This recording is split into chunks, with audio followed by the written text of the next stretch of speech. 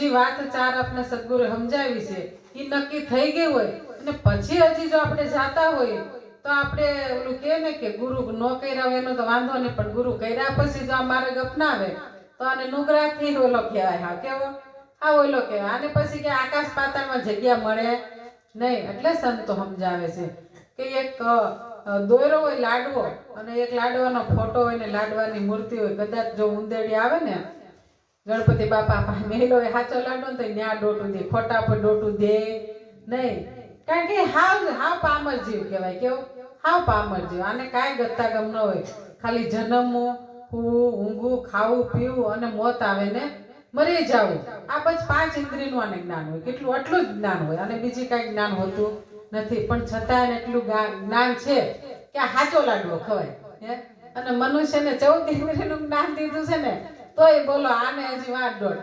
આજે તમે ક્યાંક માંડવા છે મેલડીમાંના, પછી તમે સારીપુરમાં તેથી હું ગઈ હતી ઓલી પૂનમે ને, અરે આપને તેમ થાય ઓહો આમ તો જો આ ક્યાં ઉભરાણું છે માણસ, કાંઈ ખબર છે. ધક્કા મારી લાઈનમાં જાય પાછા બહાર નીકળી જાય ધક્કા મારી છતાંય ડોટું દે છે. શું કામ દે છે? કે આને કોઈ સમજાવવા વાળું નથી. અને જ્યાં જ્યાં મંદિર હોય ને ન્યાય ગળજો તો એમ થાય કે દુખ્યા જાજા જગતમાં. શું લાગે આપણે? સુખ્યા બહુ નથી, દુખ્યા જાજા છે. કંઈક ને કંઈક માગવા જ જાતા હોય, કંઈક ને કંઈક પોતાની અપેક્ષાઓ લઈને જ જાતા હોય. કારણ કે આને ક્યાંય મન ભરાતું નથી.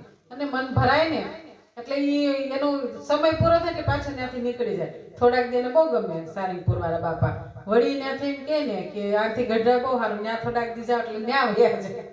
અહીંથી મન છૂટું પડી ગયાનું. જેમ મેં કેમ કીધું કે એક વસ્તુ આપણે લીધી છે તો થોડાક દી આપણે બહુ ગમે આ મનને, પછી અમુક ટાઈમ થાય ને એટલે એ મનથી પાછું અળગું થઈ જાય કે એનું એ મન પાછું કે હવે આ નથી સારું. આપણે આપણી જ પ્રશ્ન કરીએ છીએ. કાંઈ બી વસ્તુ આપણે લીધી હોય એટલે અમુક ટાઈમ નથી હવે આ ગમતું નથી, હવે આપણે બીજું લઈ આવી.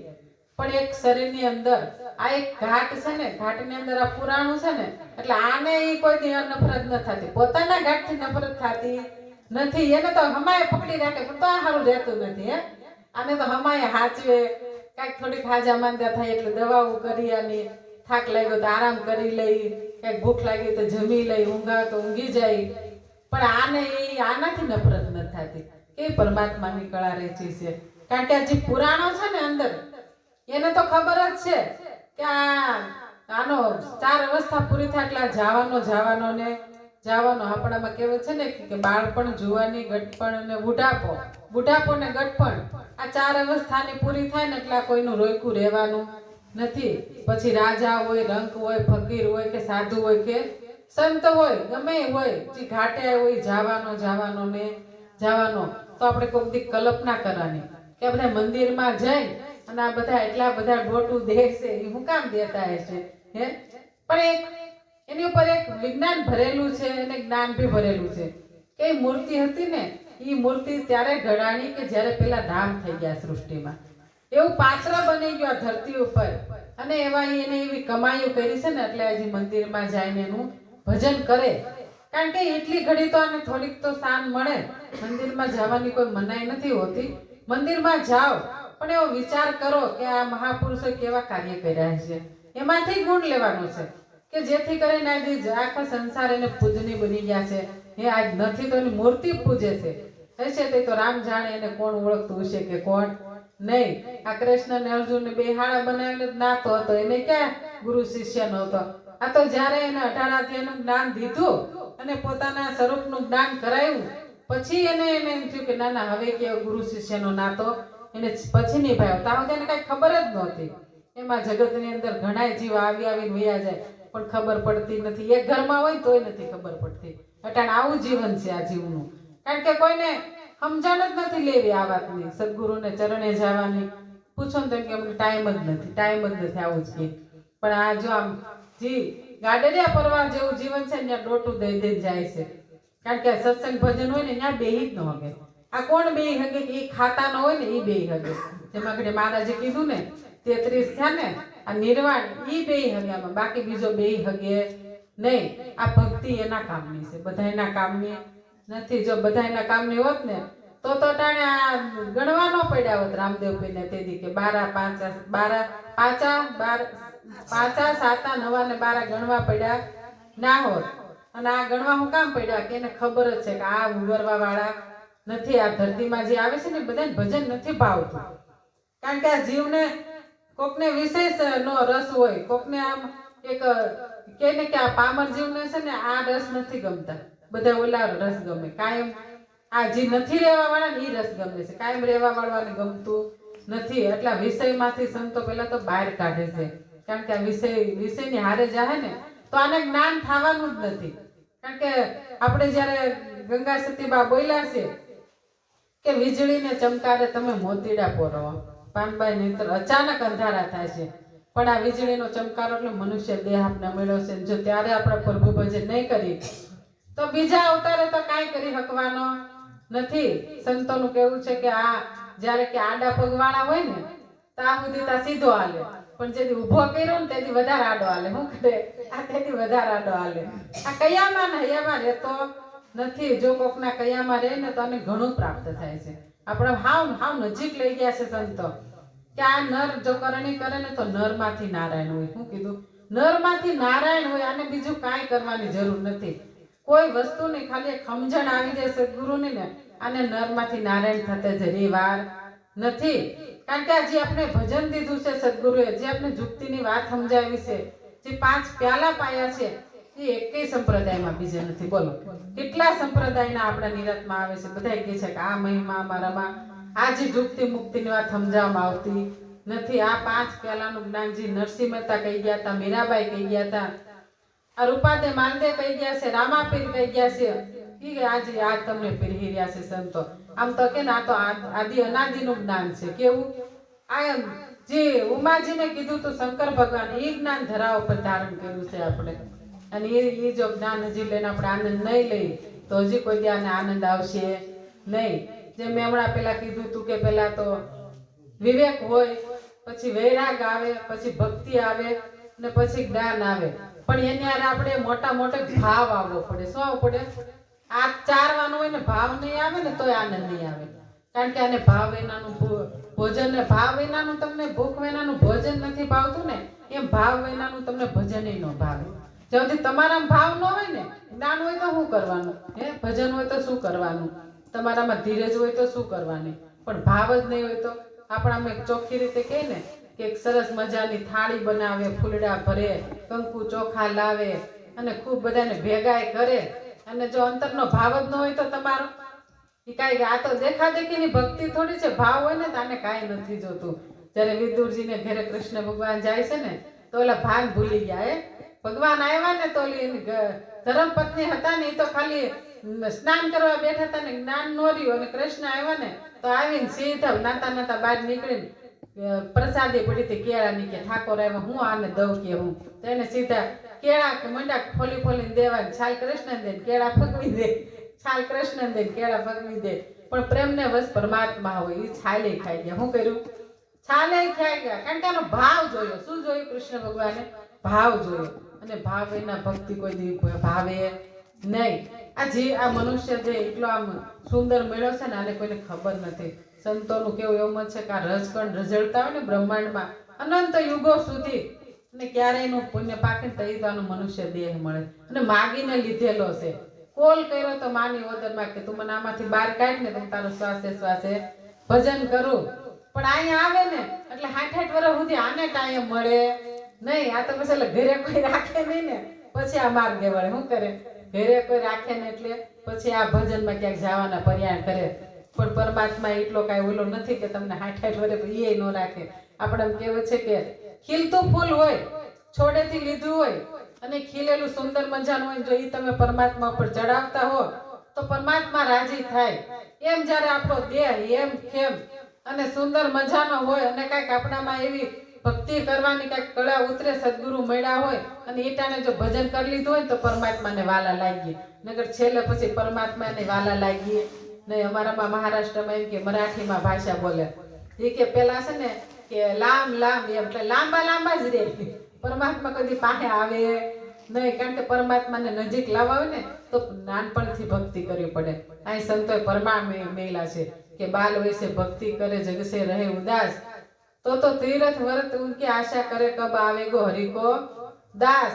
આટલી બધી મહાન ભગવાને આ સંતોએ સૌ સાખી લખી છે કે એને કેટલો મહાન બનાવી દીધો. એવું ભજન રહેવું પડે ને કેવું બાળ વૈસે જેવું કે આમાં સંતનો સ્વભાવ આવો નિર્મળ જેવો હોવો જોઈએ, બાળ જેવો, કેવો બાળપણ જેવો, એમાં કોઈ દી અકડ આવે નહીં. એટલે આવી સાખી લખવી પડે છે કે જો બાળ વિશે ભક્તિ કરી હોય ને અને જગતથી ઉદાસ રહેતો હોય તો તીરથ ને વ્રત હોત એની આશા કરે છે કે મારે દ્વારે કઈ આવે આવો સંત અને મારા ક્યારે આ ગુણ ઓછા કર્યા જીવનની અંદર. કારણ કે ગંગા જે ભગીરથ ને એક ફેરું ને પૂછે છે કે આ આટલું કે આ આખી દુનિયા ડોટું દઈ દઈને કે આમાં નાવા આવે છે કે ગંગાજી કે આ પાપ તમે ક્યાં નાખો છો કે તમે બધા કે ગંગાજી નાઈ તો પાપ ધોવાય જાય, ગંગાજીમાં નાઈ તો પાપ ધોવાય જાય, હે ફૂલે પધરાવા ન્યા જાય કે મયરો હોય ને એનાય પાપ ધોવાય જાય. એમ કરી કે એટલા અહીંયા આવે છે કે રોજ કે અસંખ્ય કે આમાં નાય છે ને પાપ ધોવે છે કે આ બધા પાપ તમે ક્યાં રાખો છો કે એમ. તો કે આ એટલા પાપ ધોવાઈ આવે છે ને પણ એક સંત આવીને જો આમાં ગંગાજી ડૂબકી મારી જાય ને એટલા બધા પાપ ધોવાઈ જાય કે મારે હાચવવા પડતા નથી. કે હવે કેટલું ઊંચું પદ દઈ દીધું, બોલો ભગવાન થી બી ઊંચું સંતનું પદ દઈ દીધું છે. એટલે ત્યાં લખવું પડ્યું ગુરુ ગોવિંદ દોનો ખડે કિસકો લાગુ પાય બલિહારી ગુરુદેવ કી ગોવિંદિયો બતાય. આ કેટલું આપણા જે ગોવિંદ ની ઉપર પદ ગુરુજીનું દીધું છે. પણ અટાણે તો બધાને કઈ ગુરુ હું એટલે કાંઈ નહીં, આવો તો બધી વાંધો નહીં, આવો બેહો વાવા જેવું. પછી આમાં ક્યાં ગયા હતા બાપા, હજી એને ગુરુનું પદ સમજાતું નથી. ગુરુ કોઈ વ્યક્તિ નથી, ગુરુ કોઈ વ્યક્તિ નથી કે જેથી કરીને તમે ઘાટે ઉભો. આમાં સંતો કહી દીધું બોલનારો ક્યાંથી બોલે ગુરુ એનો ભેદ ખોલે, બોલે 52 રે સુરતા તો લેરો લેશે, ત્રિવેણી ને ઘાટે રે અનુભવની વાતો કે છે. આ એક કડીની અંદર કેટલું બધું કહી દીધું. હાવ જુક્તિનું ચોથો પ્યાલો પાઈ દીધો. બોલો હે કાંઈ કીધું બીજું કે બોલનારો ક્યાંથી બોલે ગુરુ એનો ભેદ ખોલે, બોલે 52 ત્યાં બોલતો પરમાત્માનો એની ઓળખાણ આપણે સદગુરે કરાવી દીધી છે. અને હજી જો જીવ દેશામાં ઘાટે વૈયા જાઓ ને તો તમે કોઈ દિવસ નિર્ભય નહીં થાવ. અને ભય મુક્ત કરી દીધો છે, મરવાનો ભય કાઢી નાખ્યો સદગુરુએ. અને મરવાનો ભય તમારો તઈ જ મટે કે તમે દેહથી પર થાવ. જ્યાં સુધી દેહથી પર નહીં થવાય ને ત્યાં સુધી જ્યાં મરવાના ભયાને જાતો નથી. અને મરવાનો ભય ક્યાં સુધી રહેશે? જ્યાં સુધી તમારી જીવ દશા રહે ત્યાં સુધી રહેવાનો. જેથી તમારી જીવ દશા મટી જીવ દશા થઈ તેથી તમે નિર્ભય થયા, ત્યાં સુધી થવાના નહીં. અને નિર્ભય થવું એ તમારા હાથની વાત છે. ગુરુ મહારાજે તો સાકર દઈ દીધી પણ હવે તમારે એને કેમ ચાવીને કેમ એને ગળી જાવી અને કેમ એને ઉતારવી અંતરમાં એની વાત કરી આ સંતોએ. કારણ કે આને ઉતારવા જેવી છે. આ દેહ તો તમારે રાખવો છે તો રહેવાનું નથી, પણ આની દેહની પરની સ્વરૂપની વાત જે સમજાવી આપને એ કોઈ દે આવવા જવા વાળો છે નહીં. અને એ અંદર એ નથી ને બહાર નથી. આપને જુક્તિમાં ચોખ્ખું સદગુરુ સમજાવે છે કે આ બોલવા વાળો અંદર એ નથી ને પાછો બહાર નથી. એ એનો માર્ગ બતાવશે કે ક્યાંથી બોલે છે. જો એ સમજાઈ જાય ને તો ઘણું બધું પકડમાં આવી જાય. કારણ કે મેન તો આપણે પહેલા જુક્તિ યાદ રાખવાની જરૂર છે. જ્યાં સુધી જુક્તિ યાદ નહીં રહે ને ત્યાં સુધી આપને કોઈ હજી આની ઉપર પ્રીતિ નહીં આવે. જે ભાવ તમને એક તમે કઈક ભયમાં આવી ગયા હોય, કઈક કષ્ટીમાં આવી ગયા હોય અને તમને આપણે જેટલો બધા એટલો બધો દુઃખી જીવ થઈ જાય ને પછી કોઈ કે ને કઈ સામે હનુમાનજી મંદિર છે તેલ ચડે એટલે સારું થઈ જાય એટલે એ તરત જ માની જાય. હે કારણ કે એટલો ભયભીત પડેલો છે, એટલો કષ્ટમાં પડ્યો છે એટલે જી કયો ની માનવા તૈયાર છે. પણ આ સદગુરુ શુદ્ધ બુદ્ધમાં તમને વાત સમજાવી છે. કોઈ વાત આમ છુપાવી નથી. અને જો એની ઉપર એક ફેર ભરોસો મેળવી દો ને કે બોલનારો કોઈ બીજો છે નહીં, પરમાત્મા પોતે છે, જો આવું નક્કી કરી લેશો ને તો તમારે આ ક્યાં જવું પડશે નહીં. કહેવાનો મતલબ કે ક્યાંય જવું પડશે નહીં. એટલે સંતો કહે છે કે પછી તમે બોલો ને એ બધું બ્રહ્મ શબ્દ જ થાય, આમાં કાંઈ ફેર પડે નહીં. આ બ્રહ્મ ઓળખાયું છે, આ બ્રહ્મ તત્વ આપણામાં પ્રગટ કર્યું છે. સદગુરુએ શું કર્યું છે? બ્રહ્મ તત્વ પ્રગટ કર્યું છે, બ્રહ્મમય બનાવી દીધા છે તમને. પછી આ બોલે ને એટલે બધા શબ્દ જ થાય, બધા મંત્ર જ થાય, એમાં કાંઈ ફેર પડે નહીં. પણ હજી આપને એમ થાય કે ઘડીક થાય તેમ કે દેશામાં એનું સારું, ઘડીક થાય કે કૃષ્ણનું સારું, એકેને જોયા જ કોઈએ. ખાલી અનુમાનની વાતો, કોઈના હગા નથી, કોઈએ જોયા નથી, બસ કહેતા આવ્યા અને આપણે સાંભળતા આવ્યા તો એ નક્કી કરી લઈશી. પણ જે સદગુરુએ આ જુક્તિ મુક્તિની વાત નજરો નજર એકદમ તમને પ્યોર સમજાવી દીધી છે પણ હજી એની ઉપર આપણે વિશ્વાસ બેસતો નથી. પણ પેલો આપણો ભરોસો ત્યાં બેહવો પડે. ભાવ અને ભરોસો બે હશે ને તો પ્રગટ થશે ને થશે, અને તો તમે નિર્ભય થાઓ. નકર થવાય એવું નથી. કહેવાય છે પણ થવાતું નથી. થાવું બહુ અઘરું છે. એટલે કીધું સંતો કે આ ઘાટની પર જવું પડશે તમને. પેલે પાર જઈને મોજું માણીએ સંતો, પેલે પાર જઈને મોજું માણીએ. જો આ ઘાટે ઉભા રહી જાઉં ને તો હજી આપણે એક એવા જીવ ડરીને રહેવાનો છે, કેવો બીન રહેવાનો છે. અને આને નિર્ભય બનાવવાનો છે. નિર્ભય તો આપણે બનવું હોય ને તો સંતની વાત માનવી. કારણ કે આનો તો એક કર્મ છે. આ દેહનો કર્મ છે. જન્મવું ને મરવું, જન્મવું ને મરવું. આ તો કૃષ્ણે કીધું છે.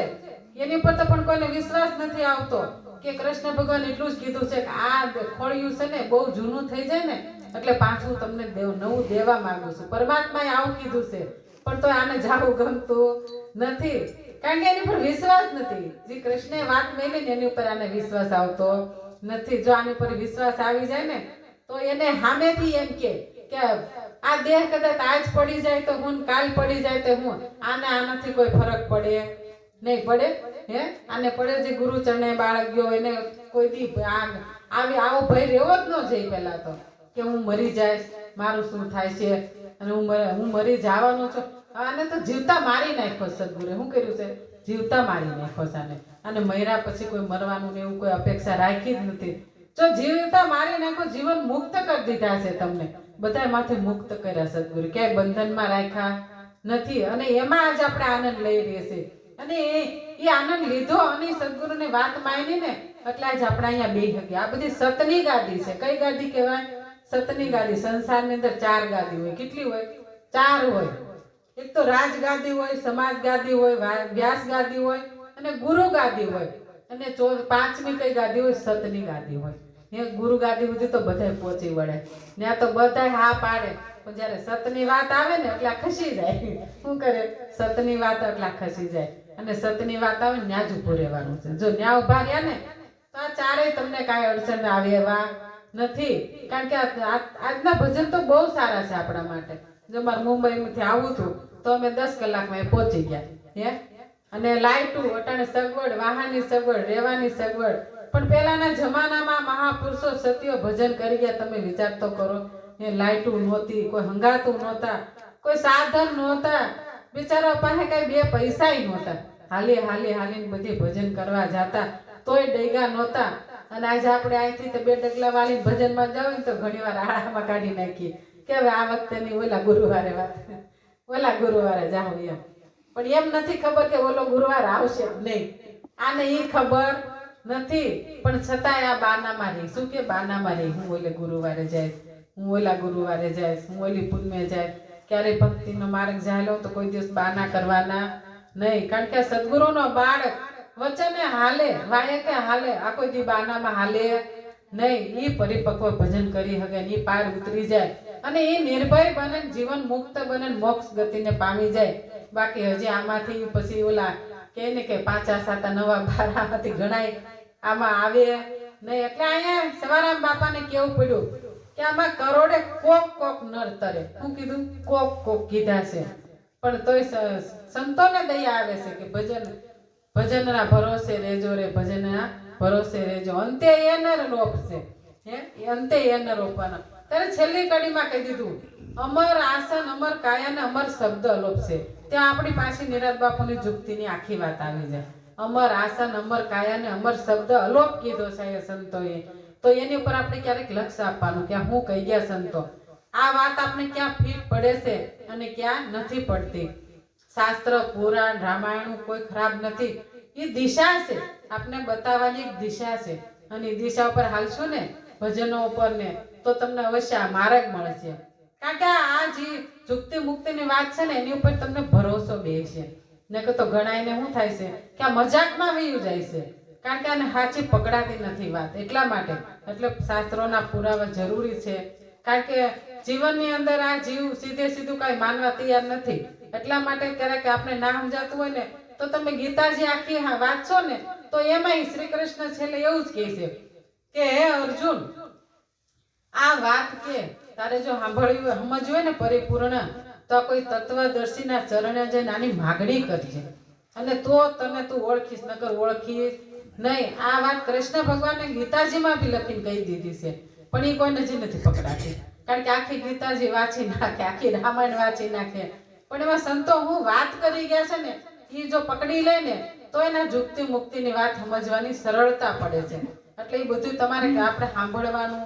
કોઈ વાત એ સંતોએ કોઈ વાત ઉડાડી જ નથી કે તમે અહીંયા નહીં જવા કરોમાં, પણ જે વાત આપને પકડાઈ ગઈ હોય ને પછી ખોટી વાત છોડતી જવાની હોય. જ્યારે મારે મુંબઈ થી આવવું હતું તો મારે પછી અહીંયા આવું એટલે મુંબઈ છોડી દેવું પડે. વચ્ચે ઘણું આવ્યું હોય, કેટલા શહેર આવ્યા હોય, કેટલા ગામડા આવ્યા હોય, કેટલા જંગલ આવ્યા હોય, પણ એને પછી છૂટતું જાય પાછળ અને આ પહોંચવું ને તો છૂટી જાય. એમ આપણે જો મહાપદને પામી જાવ હોય ને તો આ બધા આવરણ છોડતા જવાના, તો અવશ્ય પામી જાઓ. એક દિવસ કઈ વાર લાગશે નહીં. જેસલે તો આટલું કહી દીધું કે એક પગ ઉપાડ્યો ધર્મનો અને એક પગ મેલો, તો ધર્મ અધર્મનો ઉપાડ્યો, ધર્મનો મેલો એટલે તરત જ ફેર થઈ ગયો. બોલો, એક પગ ઉપાડે એક મેલે ને તો ફેર થઈ ગયો. તો કાંઈ ખબર નહોતી જુક્તિ મુક્તિની, કોઈ વાતની, ભજનની કાંઈ એને ટપો નહોતો. ખાલી તોરેલે કીધું કે તારા પાપ પોકારી લે, હે જાડેજા કે તારા પાપ પોકારી લે, કે તારી નાવડીને ડૂબા નહીં દો. નાને આટલો જ વિશ્વાસ મેળવી દીધો. બોલો, આ જુક્તિ મુક્તિ ખબર જ કોને પડતી હતી? કાંઈ કોઈને ખબર પડતી નહોતી, પણ સંતોની વાત ઉપર પકડી લેતા હતા. સરળતાથી સંતોની વાત પકડીને બેહી જતા હતા એટલે પોતે પરિપક્વ થઈ જતો હતો અને મહાપદને પામી જતા હતા. અને એવી જ વાત આપણે સદગુરુએ દીધી છે, અને એ વાત પકડીને મહાપદને પામેલા જ છે. કાંઈ ઘટીએ ન રહે આપણામાં. એટલા માટે સંતને ચરણે જઈને આ વાતને સમજતી રહેવાની. કારણ કે હરેક સંતોની અલગ અલગ શૈલી હોય છે સમજાવવાની, પણ આપણેથી જ્યાં જે ઘાટેથી આપણે સમજાય ને એની બલહારી હોય. કારણ કે ગંગા નદી તો આખી યુપીમાં અને બનારસમાં હાલે છે, પણ જે ઘાટે જઈને તમે પાણી પીવો ને એની બલહારી હોય. એટલે સંતો કહે છે કે ભજન સત્સંગમાં જાતા જાતા ક્યારે જીવાત્માનું પરિવર્તન થઈ જાય છે, ક્યારે કોઈનો શબ્દ લાગી જાય છે, અને ક્યારે એને જીવન મુક્ત થઈ જાય છે ને એનો અનુભવ એનો પોતાને થાય, બીજાને થાય નહીં. અને પોતાને અનુભવ થવો બહુ જરૂરી છે. કહીએથી એટલા કોઈ આપણે કહી દે ને આપણે થાય એમ હોતું નથી. 20-20 વર્ષે ઘણા એને આની પ્રાપ્તિ થાય છે. ભલે જુક્તિમાં બેઠા હોય, 20-20 વર્ષ સુધી આમાં જાય ને પછી એને અનુભવ થાય પોતાને કે ના ના, કે આ વાત હવે સત્ય છે ને આ વાત અનુભવ, પોતાની મહા અનુભૂતિ એને અનુભવાય છે પોતાને ખુદને કે હું કોણ છું ને મારે હરિ કોણ છે. એમ ત્યાં સુધી આનું જ્ઞાન થતું નથી. અને આજે સરળતાથી અને આનંદથી ભજન કર્યા. અમારે આ બેનને તો એટલો ભાવ હતો કાલે કે એની વાત પૂછવામાં, કારણ કે અમારે આવવાનું જ નહોતું આ પુણ્ય તો દેશમાં, પણ એનો ભાવ અને ખેંચી લાવ્યો. મેં તો આ તો તમારા ગુરુ મહારાજની કૃપા કે મારા ગુરુ મહારાજની કૃપા. ધર્મ ને સંકટ બે ભેગું છે, પણ પરમાત્માએ બેયનું પાર પાડી દીધું ને તે બદલ ધન્યવાદ. આવા જો પરમાત્મા આપણી સાથે હોય છે અને ભજન કરવામાં કેટલો આનંદ આવે છે. આવી રીતના આપણે પરચા મળે છે પરમાત્માના કે ક્યાંય કોઈ દી અટકવા દેતા નથી. અને આપણે બીજા પરચા કરવા છે શું? આ મોટા મોટા પરચા ભેગા બેઠા ને ભજન કર્યું અને આજના શ્વાસા બધા જમા થઈ ગયા. સંતોના મત એવા છે કે જેટલી ઘડી તમે ભજન સત્સંગમાં બેહો ને એ આ તમારો બ્રહ્માંડમાં શ્વાસો ચાલે ને બધો તમારો જમા થતો હોય. આ બધો જમા થાય છે અને એટલા માટે જમા જાગરણ હોત કહેવાય છે. ને એટલે આજે આપણે આવું ભજન કર્યું છે અને ગુરુચરણે બધા ગયેલા છે ને આનંદ લીધો ને દીધો. અમને દર્શન દીધા ને લીધા તે બોલે કોટી કોટી જય ગુરુ મહારાજ. આટલું બોલીને મારી વાણીને વિરામ આપું છું. બોલો સદગુરુ મહારાજની જય.